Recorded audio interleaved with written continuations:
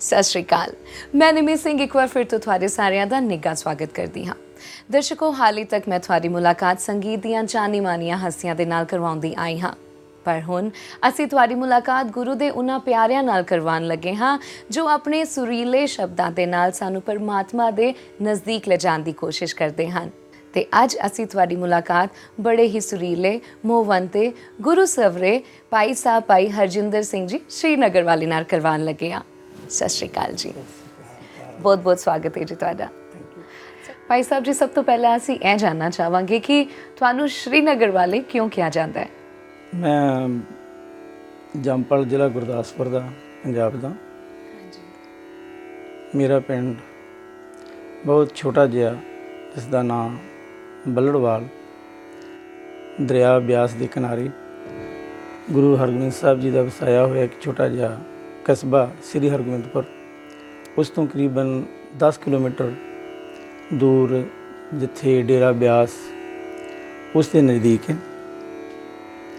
ਤੋ ਮੈਂ ਉਸ ਪਿੰਡ ਦੇ ਵਿੱਚ ਪੜ੍ਹਿਆ। ਕਰੀਬਨ 1979 ਵਿੱਚ ਮੈਂ ਸ਼ਹੀਦ ਸਿੱਖ ਮਿਸ਼ਨਰੀ ਕਾਲਜ ਅੰਮ੍ਰਿਤਸਰ ਤੋਂ ਗੁਰਮਤਿ ਦੀ ਸੰਗੀਤ ਦੀ ਟ੍ਰੇਨਿੰਗ ਲੈ ਕੇ ਆਪਣਾ ਜਥਾ ਬਣਾ ਕੇ ਸ਼੍ਰੀਨਗਰ ਚਲਾ ਗਿਆ। ਤੋ ਸ਼੍ਰੀਨਗਰ ਮੈਂ 3 ਸਾਲ ਰਿਹਾ। 3 ਸਾਲ ਬਾਅਦ ਮੈਂ ਇੱਥੇ ਲੁਧਿਆਣੇ ਆ ਗਿਆ। ਲੁਧਿਆਣੇ ਇੱਕ ਗੁਰਦੁਆਰਾ ਸਾਡੇ ਮਾਸਟਰ ਤਾਰਾ ਸਿੰਘ ਕਾਲਜ ਦੇ ਵਿੱਚ, ਉਸ ਨੂੰ ਸਬਜ਼ੀ ਮੰਡੀ ਗੁਰਦੁਆਰਾ ਵੀ ਕਹਿੰਦੇ, ਸਿੰਘ ਸਭਾ।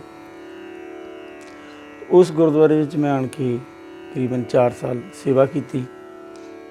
ਇੱਥੇ ਮੇਰੀ ਸੰਗਤਾਂ ਨੇ ਪਹਿਚਾਣ ਵਜੋਂ, ਕਿਉਂਕਿ ਅਸੀਂ 2 ਜਥੇ ਸੀ, ਇੱਕ ਹੋਰ ਜਥਾ ਸੀਗਾ, ਇੱਕ ਮੇਰਾ ਜਥਾ ਸੀਗਾ। ਤੋ ਸੰਗਤਾਂ ਨੇ ਦੋਨਾਂ ਦੇ ਵਿੱਚ ਇੱਕ ਦੂਸਰੇ ਦੀ ਪਹਿਚਾਣ ਰੱਖਣ ਵਾਸਤੇ ਸਾਡਾ ਨਾਂ ਸ਼੍ਰੀਨਗਰ ਵਾਲਾ ਰੱਖ ਲਿੱਤਾ। ਤੋ ਮੈਨੂੰ ਤਕਰੀਬਨ 2 ਸਾਲ ਬਾਅਦ ਪਤਾ ਲੱਗਿਆ ਕਿ ਮੈਨੂੰ ਸੰਗਤਾਂ ਸ਼੍ਰੀਨਗਰ ਦੇ ਨਾਂ ਨਾਲ ਜਾਣਦੀਆਂ। ਤੋ ਇੰਜ ਮੇਰਾ ਉਹ ਤਖੱਲਸ ਬਣ ਗਿਆ ਸ਼੍ਰੀਨਗਰ ਵਾਲਾ। ਹੁਣ ਤੱਕ ਮੈਂ ਵੀ ਉਸ ਨੂੰ ਅਪਣਾ ਲਿਆ, ਕਿਉਂਕਿ ਮੇਰੀ ਕੀਰਤਨ ਦੀ ਸ਼ੁਰੂਆਤ ਜਿਹੜੀ ਸੀ ਸ਼੍ਰੀਨਗਰ ਤੋਂ ਸ਼ੁਰੂ ਹੋਈ, ਜਿਹੜਾ ਕਸ਼ਮੀਰ ਵਾਲਾ ਸ਼੍ਰੀਨਗਰ ਹੈ। ਉੱਥੇ ਗੁਰੂ ਹਰਗੋਬਿੰਦ ਸਾਹਿਬ ਜੀ ਦਾ ਗੁਰਦੁਆਰਾ, ਮਾਤਾ ਭਾਗਪਰੀ ਦੇ ਨਾਂ 'ਤੇ ਗੁਰਦੁਆਰਾ ਹੈ। ਉੱਥੇ ਮੈਂ 3 ਸਾਲ ਕੀਰਤਨ ਦੀ ਸੇਵਾ ਕੀਤੀ ਅਤੇ ਉਹ ਮੁਬਾਰਕ ਥਾਂ ਜਿਹੜੀ ਸੀਗੀ ਮੈਨੂੰ ਹੋਰ ਵੀ ਅੱਛੀ ਲੱਗੀ। ਵੈਸੇ ਵੀ ਸ਼੍ਰੀਨਗਰ ਠੰਡਾ ਮੁਲਕ ਹੈ, ਤੋ ਠੰਡੀਆਂ ਹਵਾਵਾਂ ਮੈਂ ਉਹਨਾਂ ਨੂੰ ਯਾਦ ਰੱਖਦਾ ਤਾਂ ਕਿ ਉਹ ਕੀਰਤਨ ਵਿੱਚ ਤਸਵੀਰ ਬਣ ਜਾਣ, ਠੰਡੀਆਂ ਹਵਾਵਾਂ। ਤੋ ਮੈਨੂੰ ਵੀ ਅੱਛਾ ਲੱਗਿਆ, ਸੰਗਤ ਨੂੰ ਵੀ ਅੱਛਾ ਲੱਗਿਆ। ਇੰਜ ਮੈਂ ਸ਼੍ਰੀਨਗਰ ਵਾਲਾ ਬਣ ਗਿਆ। ਉਂਝ ਮੈਂ ਪੰਜਾਬ ਦਾ ਰਹਿਣ ਵਾਲਾ, ਜ਼ਿਲ੍ਹਾ ਗੁਰਦਾਸਪੁਰ। ਅੱਜ ਕੱਲ੍ਹ ਜਦ ਹਰ ਇਨਸਾਨ ਚਾਹੁੰਦਾ ਹੈ ਕਿ ਉਹਨਾਂ ਦਾ ਬੇਟਾ ਡਾਕਟਰ, ਇੰਜੀਨੀਅਰ ਜਾਂ ਕਿਸੇ ਹੋਰ ਪ੍ਰੋਫੈਸ਼ਨ ਵਿੱਚ ਪਵੇ, ਜੋ ਤੁਸੀਂ ਪਰਮਾਤਮਾ ਦੀ ਬੰਦਗੀ ਦੀ ਤਰਫ ਰੁਝਾਨ ਕੀਤਾ ਅਤੇ ਤੁਹਾਡੇ ਘਰਦਿਆਂ ਦਾ ਕੀ ਰਿਐਕਸ਼ਨ ਸੀ? ਅਸਲ ਵਿੱਚ ਕੀਰਤਨ ਮੈਨੂੰ ਵਿਰਸੇ ਵਿੱਚ ਵੀ ਮਿਲਿਆ। ਮੇਰੇ ਪਿਤਾ ਜੀ ਕੀਰਤਨ ਕਰਦੇ ਸੀ, ਪਰ ਮੈਂ ਤਾਂ ਬਹੁਤ ਛੋਟੀ ਉਮਰ ਸੀ, ਮੇਰੀ 2.5 ਸਾਲ ਦਾ ਸੀ ਮੈਂ ਜਿਸ ਵੇਲੇ ਮੇਰੇ ਪਿਤਾ ਜੀ ਦੀ ਮੌਤ ਹੋ ਗਈ ਸੀ ਇੱਕ ਐਕਸੀਡੈਂਟ ਵਿੱਚ।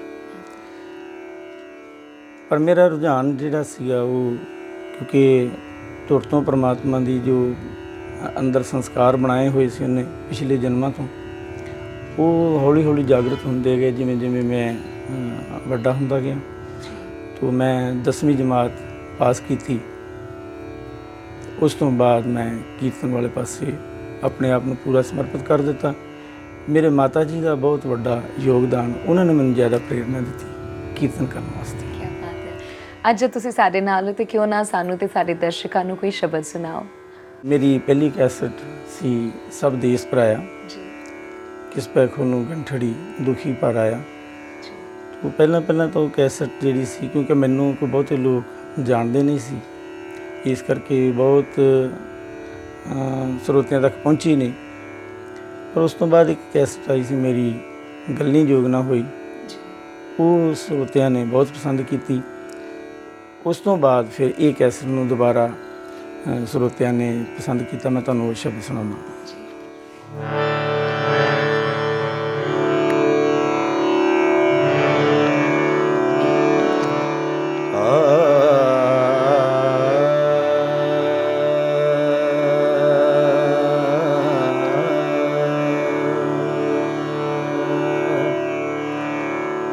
ਮਨ ਪਰਦੇਸੀ ਜੇਠੀਏ सब देश पराया, मन परदेसी जेठिए, सब देश पराया। किस पे खोलो गंठड़ी, किस पे खोलो गंठड़ी, दुखी पर आया, देश पराया। मन परदेसी जेठिए, सब देश पराया। मन परदेसी जेठिए, सब देश पराया।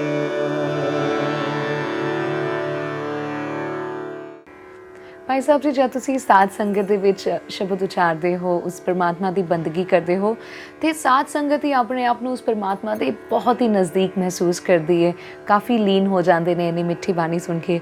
ਤੇ ਤੁਸੀਂ ਜਦ ਕਿ ਤੁਸੀਂ ਆਪ ਉਸ ਪ੍ਰਭੂ ਦੀ ਬਾਣੀ ਉਚਾਰਦੇ ਹੋ, ਤੁਹਾਡਾ ਕੀ ਅਨੁਭਵ ਰਹਿੰਦਾ ਹੈ? ਜੋ ਪਹਿਲਾਂ ਤਾਂ ਜੋ ਕੀਰਤਨ ਹੈ, ਜੋ ਸ਼ਬਦ ਹੈ, ਉਹ ਜਦ ਅਸੀਂ ਸ਼ਬਦ ਸ਼ੁਰੂ ਕਰਦੇ ਹਾਂ, ਸ਼ਬਦ ਵਿੱਚ ਇੱਕ ਇਸ ਤਰ੍ਹਾਂ ਦਾ ਸਕੂਨ ਮਿਲਦਾ, ਉਹਦੇ ਵਿੱਚ ਸਰੋਤਾ ਜਿਹੜਾ ਉਹ ਆਪਣੇ ਆਪ ਹੀ ਇਨਵਾਲਵ ਹੋ ਜਾਂਦਾ ਕੀਰਤਨੀਆਂ ਦੇ ਨਾਲ। ਕੋਈ ਵੀ ਕੀਰਤਨ ਕਰਨ ਵਾਲਾ, ਸ਼ਬਦ ਦੀ ਆਪਣੀ ਖਿੱਚ ਹੈ ਔਰ ਸੁਰ ਦੀ, ਸੰਗੀਤ ਦੀ ਆਪਣੀ ਖਿੱਚ ਹੈ। ਸੰਗੀਤ ਤੇ ਸ਼ਬਦ ਜਦੋਂ ਦੋਨੋਂ ਹੀ ਆਪਸ ਵਿੱਚ ਮਿਲਦੇ ਹੈ, ਉਹ ਇੱਕ ਸਾਂਝੀ ਖਿੱਚ ਜਿਹੜੀ ਹੈ ਉਹ ਸਰੋਤੇ ਨੂੰ ਜਿਹੜਾ ਆਪਣੇ ਵੱਲ ਨੂੰ ਖਿੱਚਦਾ। ਔਰ ਸੁਰ ਤੇ ਸ਼ਬਦ ਆਪਸ ਵਿੱਚ ਮਿਲਦੇ ਜਿਸ ਵੇਲੇ ਉਹ ਸਰੋਤੇ ਨੂੰ ਅੰਦਰੋਂ ਸਕੂਨ ਦਿੰਦਾ, ਉਹ ਸਕੂਨ ਅਸਲ 'ਚ ਬੰਦਗੀ ਹੈ। ਅੱਜ ਕੱਲ੍ਹ ਬੜਾ ਸੌਖਾ ਹੋ ਗਿਆ, ਕਿਉਂਕਿ ਜਿੰਨੀ ਅੱਜ ਦੀ ਜ਼ਿੰਦਗੀ ਹੈ ਹਰ ਮਨੁੱਖ ਦੀ ਬੜੀ ਰੁਝੇਵਿਆਂ ਭਰੀ ਹੋ ਗਈ, ਤਕਰੀਬਨ ਸਾਰੀ ਦੁਨੀਆ ਦੀ। ਜਿਹੜਾ ਇਹ ਨਵੇਂ ਯੁੱਗ ਦੇ ਨਵੀਆਂ ਖੋਜਾਂ ਸਾਇੰਸਦਾਨ ਨੇ ਸਾਨੂੰ ਦਿੱਤੀਆਂ, ਕੈਸਟ, CD, VCD, ਇਹਨੇ ਬੜਾ ਸੌਖਾ ਕਰ ਦਿੱਤਾ ਕੰਮ। ਕਿ ਤੁਸੀਂ ਰਸਤੇ ਜਾਂਦਿਆਂ, ਆਪਣੇ ਘਰ ਤੋਂ ਨਿਕਲਦੇ ਕੰਮ 'ਤੇ ਜਾਂਦੇ ਹੋ, ਰਾਹ ਵਿੱਚ ਜਾਂਦਿਆਂ ਤੁਸੀਂ ਆਪਣੀ ਕਾਰ ਵਿੱਚ, ਆਪਣੀ ਜਿਸ ਵੀ ਗੱਡੀ 'ਤੇ ਜਾ ਰਹੇ ਹੋ, ਉੱਥੇ ਤੁਸੀਂ ਕੀਰਤਨ ਸੁਣ ਸਕਦੇ ਹੋ। ਔਰ ਐਸਾ ਹੁੰਦਾ ਬਹੁਤ ਸਾਰੇ ਲੋਕ ਜੋ ਉਹ ਕੀਰਤਨ ਰਾਹ ਜਾਂਦਿਆਂ ਸੁਣਦੇ, ਕਿਉਂਕਿ ਬੈਠ ਕੇ ਬੰਦਗੀ ਕਰਨ ਦਾ, ਸਮਾਧੀਆਂ ਲਾਉਣ ਦਾ ਟਾਈਮ ਕਿਸੇ ਪਾਸ ਵੀ ਨਹੀਂ। ਬਿਲਕੁਲ ਜੀ। ਦਰਸ਼ਕੋ, ਭਾਈ ਸਾਹਿਬ ਭਾਈ ਹਰਜਿੰਦਰ ਸਿੰਘ ਜੀ ਦੇ ਨਾਲ ਈਸ਼ਵਰ ਦੀ ਬੰਦਗੀ ਦੇ ਬਾਰੇ ਹਾਲੇ ਢੇਰ ਸਾਰੀਆਂ ਗੱਲਾਂ ਹੋਰ ਕਰਨੀਆਂ ਨੇ, ਪਰ ਇਸ ਛੋਟੇ ਜਿਹੇ ਬ੍ਰੇਕ ਤੋਂ ਬਾਅਦ ਰੱਬੀ ਸੁਰ ਦੇ ਵਿੱਚ ਇੱਕ ਵਾਰ ਫਿਰ ਤੋਂ ਤੁਹਾਡੇ ਸਾਰਿਆਂ ਦਾ ਸਵਾਗਤ ਹੈ। ਅੱਜ ਸਾਡੇ ਨਾਲ ਨੇ ਭਾਈ ਸਾਹਿਬ ਭਾਈ ਹਰਜਿੰਦਰ ਸਿੰਘ ਜੀ, ਸ਼੍ਰੀਨਗਰ ਵਾਲੇ। ਵੈਸੇ ਤਾਂ ਤੁਹਾਨੂੰ ਬੜੇ ਸਾਰੇ ਅਵਾਰਡਸ ਨਾਲ ਸਨਮਾਨਿਤ ਕੀਤਾ ਗਿਆ ਹੈ, ਲੇਕਿਨ ਇੱਕ ਬੜਾ ਵੱਡਾ ਅਵਾਰਡ ਜੋ ਸ਼੍ਰੀ ਅਕਾਲ ਤਖਤ ਸਾਹਿਬ ਦੇ 400 ਸਾਲ ਸਿਰਜਣਾ ਦਿਵਸ 'ਤੇ ਪਹਿਲੀ ਵਾਰੀ ਕਿਸੇ ਕੀਰਤਨੀਏ ਨੂੰ ਦਿੱਤਾ ਗਿਆ ਸੀ, ਉਹ ਤੁਹਾਨੂੰ ਦਿੱਤਾ ਗਿਆ ਸੀ। ਇਸ ਮੁਕਾਮ 'ਤੇ ਪਹੁੰਚ ਕੇ ਕਿਵੇਂ ਮਹਿਸੂਸ ਹੁੰਦਾ ਹੈ? ਉਂਝ ਤਾਂ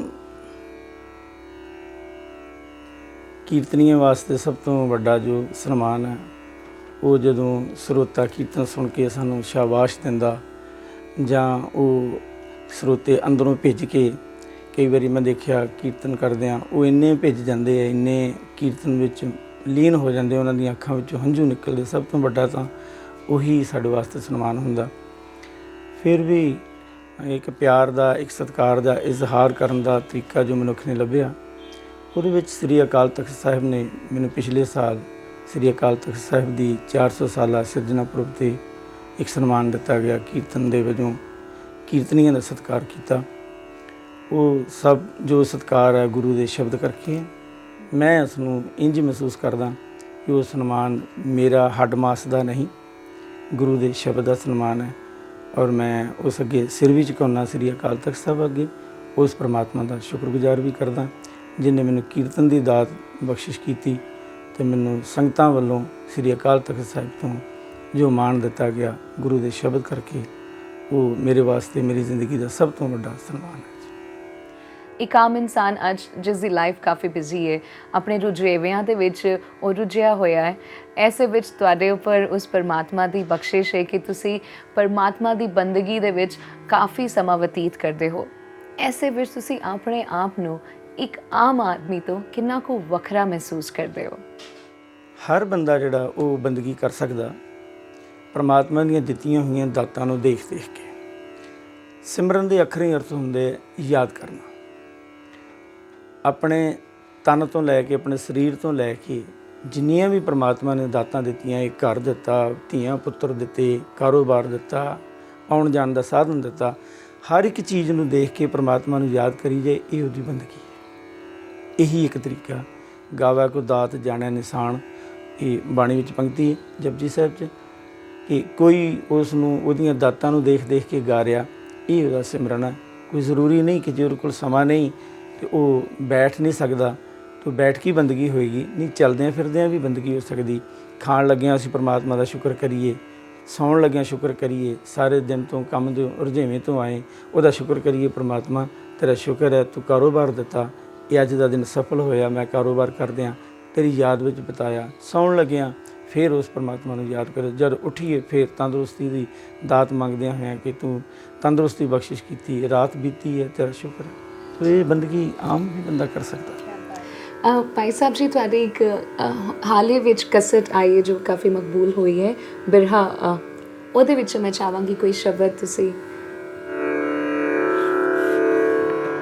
ਬਿਰਹਾ ਬਿਰਹਾ ਆਖੀਏ ਬਿਰਹਾ ਤੂੰ ਸੁਲਤਾਨ, ਬਿਰਹਾ ਤੂੰ ਸੁਲਤਾਨ, ਬਿਰਹਾ ਬਿਰਹਾ ਆਖੀਏ ਬਿਰਹਾ ਤੂੰ ਸੁਲਤਾਨ, ਫਰੀਦਾ ਜਿਤ ਤਨ ਬਿਰਹੁ ਨਾਉ ਪੂਜੈ,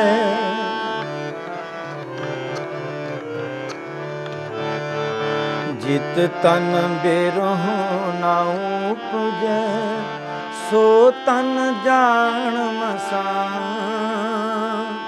ਜਿਤ ਤਨ ਬਿਰਹੁ ਨਾਉ ਪੂਜੈ, ਸੋ ਤਨ ਜਾਣ ਮਸਾਂ, ਬਿਰਹਾ ਬਿਰਹਾ ਆਖੀਏ ਬਿਰਹਾ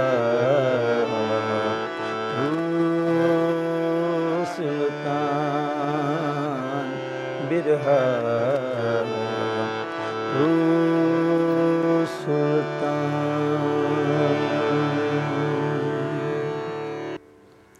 ਦਰਸ਼ਕੋ, ਵਕਤ ਹੋ ਗਿਆ ਇੱਕ ਬ੍ਰੇਕ ਦਾ। ਬ੍ਰੇਕ ਤੋਂ ਬਾਅਦ ਤੁਹਾਡੇ ਨਾਲ ਫਿਰ ਮੁਲਾਕਾਤ ਹੋਏਗੀ ਰੱਬੀ ਸੁਰ ਦੇ ਵਿੱਚ।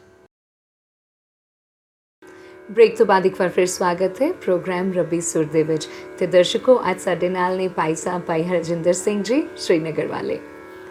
ਜਦ ਤੁਸੀਂ ਸਾਧ ਸੰਗਤ ਦੇ ਵਿੱਚ ਸ਼ਬਦ ਉਚਾਰਨ ਜਾਂਦੇ ਹੋ ਤਾਂ ਤੁਸੀਂ ਮਨ ਵਿੱਚ ਕੀ ਭਾਵਨਾ ਲੈ ਕੇ ਜਾਂਦੇ ਹੋ? ਜਿਵੇਂ ਮੈਂ ਪਹਿਲਾਂ ਆਪ ਜੀ ਨੂੰ ਦੱਸਿਆ ਕਿ ਕੀਰਤਨ ਇੱਕ ਬੰਦਗੀ ਹੈ। ਗੁਰੂ ਨਾਨਕ ਸਾਹਿਬ ਨੇ ਸਭ ਤੋਂ ਸਾਨੂੰ ਸੌਖਾ, ਸਭ ਤੋਂ ਸਰਲ ਰਸਤਾ ਪਰਮਾਤਮਾ ਨੂੰ ਮਿਲਣ ਦਾ ਦੱਸਿਆ। ਸੋ ਮੈਂ ਕੀਰਤਨ ਕਰਦਿਆਂ ਆਪਣੀ ਭਾਵਨਾ ਇੰਜ ਬਣਾ ਕੇ ਰੱਖਦਾ ਕਿ ਮੈਂ ਕੀਰਤਨ ਬੰਦਗੀ ਕਰ ਰਿਹਾ। ਜੋ ਗੁਰੂ ਦਾ ਸ਼ਬਦ ਹੈ, ਇਹ ਇੱਕ ਰਸਤਾ ਜੋ ਪਰਮਾਤਮਾ ਦੇ ਘਰ ਨੂੰ ਜਾਂਦਾ, ਔਰ ਇਸ ਰਸਤੇ ਰਾਹੀਂ, ਇਸ ਸ਼ਬਦ ਰਾਹੀਂ ਮੈਂ ਜੇ ਪਰਮਾਤਮਾ ਮਿਲਦਾ ਹੈ, ਇਸ ਰਸਤੇ ਰਾਹੀਂ ਮੈਂ ਉਸ ਨੂੰ ਮਿਲ ਸਕਦਾ। ਔਰ ਮੈਂ ਆਪਣੀ ਭਾਵਨਾ ਬਣਾ ਕੇ ਬੈਠਦਾ। ਕੋਈ ਸਾਹਮਣੇ ਸਰੋਤਾ ਸੁਣੇ ਭਾਵਨਾ ਨਾਲ ਜਾਂ ਨਾ ਸੁਣੇ, ਮੈਂ ਆਪਣੀ ਭਾਵਨਾ ਇੰਜ ਬਣਾ ਕੇ ਕਰਦਾ ਕੀਰਤਨ ਕਿ ਇਸ ਸ਼ਬਦ ਨੂੰ, ਮੇਰੀ ਬੇਨਤੀ ਨੂੰ, ਮੇਰੀ ਅਰਜ਼ੋਈ ਨੂੰ, ਮੇਰੇ ਇਸ ਤਰਲੇ ਨੂੰ, ਮੇਰੀ ਇਸ ਮਿੰਨਤ ਨੂੰ ਉਹ ਪਰਮਾਤਮਾ ਸੁਣ ਰਿਹਾ। ਮੈਂ ਜਦ ਵੀ ਕੀਰਤਨ ਕਰਦਾ, ਮੈਂ ਇਸ ਭਾਵਨਾ ਨਾਲ ਕਰਦਾ ਕਿ ਮੈਂ ਉਹਦੇ ਅੱਗੇ ਅਰਦਾਸ ਕਰ ਰਿਹਾ, ਉਹਦੇ ਅੱਗੇ ਬੇਨਤੀ ਕਰ ਰਿਹਾ। ਕੁਛ ਐਸੀ ਮੇਰੀ ਅੰਦਰ ਦੀ ਵੇਦਨਾ ਜੋ ਹੈ ਉਸ ਨੂੰ ਸੁਣ ਲਵੇ, ਮੇਰਾ ਜੀਵਨ ਸਫਲ ਹੋ ਜਾਵੇ। ਅਸੀਂ ਗੱਲ ਕੀਤੀ ਅੱਜ ਦਾ ਜੋ ਮਨੁੱਖੀ ਜੀਵਨ ਹੈ, ਇਸ ਵਿੱਚ ਇਨਸਾਨ ਆਪਣੇ ਰੁਝੇਵਿਆਂ ਦੇ ਵਿੱਚ ਰੁੱਝਿਆ ਹੋਇਆ ਹੈ। ਐਸੇ ਵਿੱਚ ਸਾਇੰਸਦਾਨਾਂ ਦੀ ਬੜੀ ਸਾਰੀ ਦੇਣ, ਜਿਵੇਂ ਆਡੀਓ ਕੈਸਟ, CD ਵਗੈਰਾ ਦੇ ਜ਼ਰੀਏ ਉਹ ਕਿੱਥੇ ਵੀ ਆਉਂਦੇ ਜਾਂਦੇ ਈਸ਼ਵਰ ਦੀ ਬੰਦਗੀ ਕਰ ਸਕਦਾ ਹੈ। ਤੇ ਐਸੇ ਵਿੱਚ ਤੁਹਾਡੀ 100 ਤੋਂ ਵੀ ਜ਼ਿਆਦਾ ਕੈਸਟਸ ਆ ਚੁੱਕੀਆਂ ਨੇ। ਮੈਂ ਚਾਹਾਂਗੀ ਤੁਹਾਡੀ ਲੇਟੈਸਟ ਕੈਸਟ ਦੇ ਬਾਰੇ ਸਾਨੂੰ ਦੱਸੋ।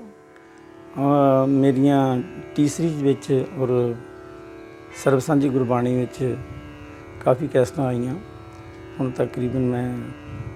ਮੈਨੂੰ ਇੰਝ ਲੱਗਦਾ ਵੀ ਜਿਵੇਂ ਮੈਂ ਆਪਣੀ ਕੋਈ ਸਿਫਤ ਕਰ ਰਿਹਾ, ਪਰ ਮੈਂ ਇਸ ਕਰਕੇ ਦੱਸਣਾ ਚਾਹੁੰਦਾ ਕਿ ਸੰਗਤਾਂ ਤੱਕ ਇਤਨੇ ਸ਼ਬਦ ਪਹੁੰਚ ਗਏ। ਮੈਂ 104 ਕੈਸਟਾਂ ਮੇਰੀਆਂ ਰਿਕਾਰਡ ਹੋ ਚੁੱਕੀਆਂ, ਤਕਰੀਬਨ 650 ਦੇ ਕਰੀਬ ਸ਼ਬਦ।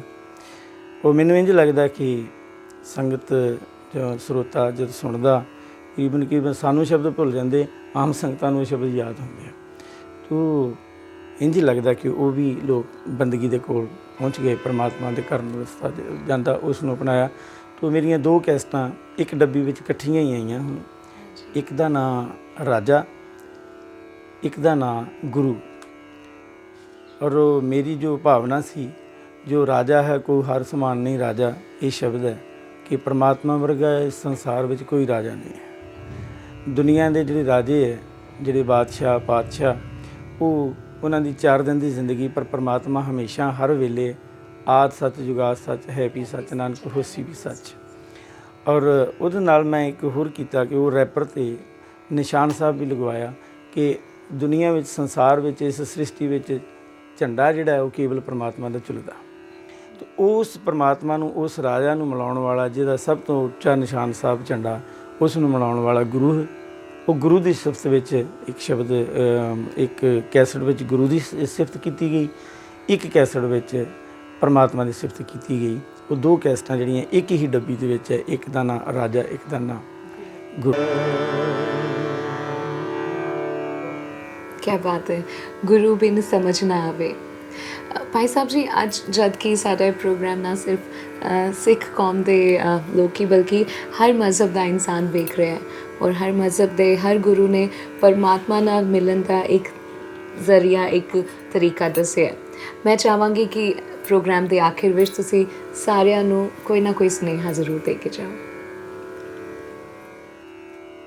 गुरु ग्रंथ साहब की बाणी एक ऐसी बाणी है, एक गुरु ग्रंथ साहब एक ऐसा ग्रंथ है जिहड़ा कोई गावे को सुने हर नामा चित लाए। गुरु ग्रंथ साहब की बाणी में कोई पढ़ ले, चाहे हिंदू, चाहे मुसलमान, कोई सिख, कोई ईसाई, किसी फिरके नाल संबंधित होवे, किसी जात नाल संबंधित होवे, कोई भी गा सकता। रब की बंदगी है, और रब की बंदगी करन दा हर एक नूं हक है, कोई भी किसी ढंग नाल कर ले। तो सिख ने कीर्तन की दात जिहड़ी उस नूं अपनाया।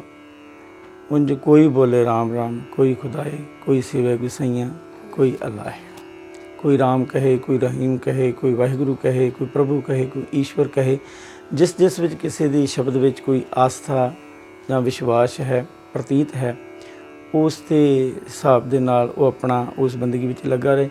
मंजिल सब दी परमात्मा है, इक्को ही मंजिल है, और सब ने ਵੱਖ ਵੱਖ ਰਸਤੇ ਅਪਣਾਏ ਹੋਏ ਹੈ। ਸਭ ਨੇ ਇੱਕ ਥਾਂ ਜਾਣਾ, ਇੱਕੋ ਹੀ ਨੂੰ ਲੱਭ ਰਿਹਾ। ਸਭ ਦੀ ਭਾਲ ਜਿਹੜੀ ਉਹ ਪਰਮਾਤਮਾ ਹੀ ਹੈ। ਤੋ ਹਰ ਇੱਕ ਮਨੁੱਖ ਨੂੰ ਬੰਦਗੀ ਕਰਨੀ ਚਾਹੀਦੀ, ਕਿਉਂਕਿ ਮਨੁੱਖ ਜਨਮ ਜੋ ਮਿਲਿਆ ਹੈ ਇਹ ਮਿਲੇ ਹੀ ਪਰਮਾਤਮਾ ਦੀ ਬੰਦਗੀ ਵਾਸਤੇ ਹੈ। ਸਾਹਿਬ ਕਹਿੰਦੇ ਕਿ ਪਈ ਪ੍ਰਾਪਤ ਮਨੁੱਖ ਦੇ ਹੁਰੀਆ, ਗੋਬਿੰਦ ਮਿਲਣ ਕੀ ਇਹ ਤੇਰੀ ਬਰੀਆ। ਜੋ ਅਸੀਂ ਕਿਰਤ ਧੰਦਾ ਕਰਦੇ ਹਾਂ ਉਹ ਸਰੀਰ ਦੀਆਂ ਲੋੜਾਂ ਵਾਸਤੇ, ਆਪਣੇ ਜੀਵਨ ਦੀਆਂ ਲੋੜਾਂ ਵਾਸਤੇ ਕਰਦੇ, ਪਰ ਆਤਮਾ ਦੀ ਲੋੜ ਪਰਮਾਤਮਾ ਦੀ ਬੰਦਗੀ ਹੈ। तो सब नूं बंदगी करनी चाहिए है, चाहे किसी भी धर्म नाल कोई भी किरत करता होवे, कोई भी काम करता होवे। इस गल का मतलब नहीं, पर उसनूं इस गल नूं समझना चाहिए कि मनुख जन्म तां ही सफल है जे परमात्मा की बंदगी करता है। जी, बहुत वधिया गल कही भाई साहब जी। तुहाडा बहुत बहुत शुक्रिया जो तुसीं अपना इन्ना कीमती समां तुहाडा बहुत बहुत धन्नवाद। MH1 ਦੀਆਂ ਵੈਸੇ ਤਾਂ ਪਹਿਲਾਂ ਵੀ ਬੜੀਆਂ ਉਪਲਬਧੀਆਂ, ਇਹ ਜੋ ਨਵਾਂ ਤੁਸੀਂ ਚੈਨਲ ਸ਼ੁਰੂ ਕਰ ਰਹੇ ਹੋ, ਪ੍ਰੋਗਰਾਮ ਸ਼ੁਰੂ ਕਰ ਰਹੇ ਹੋ, ਇਹਦੇ ਨਾਲ ਸਰੋਤਿਆਂ ਤੱਕ ਕੀਰਤਨੀਆਂ ਦਾ ਜੋ ਨਿੱਜੀ ਜੀਵਨ ਹੈ ਉਸ ਨੂੰ ਵੀ ਤੁਸੀਂ ਪਹੁੰਚਾਉਣ ਦੀ ਜੋ ਕੋਸ਼ਿਸ਼ ਕੀਤੀ ਹੈ। ਮੈਂ ਉਸ ਲਈ MH1 ਦੇ ਸਮੂਹ ਅਦਾਰੇ ਦਾ ਤੁਹਾਡਾ ਬੇਟਾ ਜੀ ਮੈਂ ਖਾਸ ਕਰਕੇ ਧੰਨਵਾਦ ਕਰਦਾ, ਜਿਨ੍ਹਾਂ ਦੇ ਰਾਹੀਂ ਮੈਂ ਆਪਣੇ ਸਰੋਤਿਆਂ ਤੱਕ ਪਹੁੰਚਾਂਗਾ, ਆਪਣੇ ਦਰਸ਼ਕਾਂ ਤੱਕ ਪਹੁੰਚਾਂਗਾ। ਤੁਹਾਡਾ ਵੀ ਧੰਨਵਾਦ। ਜਿੰਨੇ ਮੇਰੇ ਵੀਰ ਇਹ ਬੱਚੇ ਆਏ ਆ, ਕੈਮਰਾਮੈਨ, ਇਹਨਾਂ ਦਾ ਵੀ ਬਹੁਤ ਬਹੁਤ ਧੰਨਵਾਦ। ਬਹੁਤ ਬਹੁਤ ਸ਼ੁਕਰੀਆ ਜੀ, ਫਿਰ ਜ਼ਰੂਰ ਮਿਲਾਂਗੇ। ਜ਼ਰੂਰ ਜੀ। ਵਾਹਿਗੁਰੂ ਜੀ ਕਾ ਖਾਲਸਾ, ਵਾਹਿਗੁਰੂ ਜੀ ਕੀ ਫਤਿਹ। ਵਾਹਿਗੁਰੂ ਜੀ ਕੀ ਫਤਿਹ। ਦਰਸ਼ਕੋ, ਰੱਬੀ ਸੁਰ ਦਾ ਇਹ ਐਪੀਸੋਡ ਇੱਥੇ ਹੀ ਸਮਾਪਤ ਹੁੰਦਾ ਹੈ। ਅਗਲੇ ਐਪੀਸੋਡ ਵਿੱਚ ਇੱਕ ਹੋਰ ਗੁਰੂ ਦੇ ਪਿਆਰੇ ਨਾਲ ਤੁਹਾਡੀ ਮੁਲਾਕਾਤ ਕਰਵਾਵਾਂਗੇ। ਤਦ ਤੱਕ ਲਈ ਨਿਮੀ ਨੂੰ ਦਿਓ ਇਜਾਜ਼ਤ। ਵਾਹਿਗੁਰੂ ਜੀ ਕਾ ਖਾਲਸਾ, ਵਾਹਿਗੁਰੂ ਜੀ ਕੀ ਫਤਿਹ।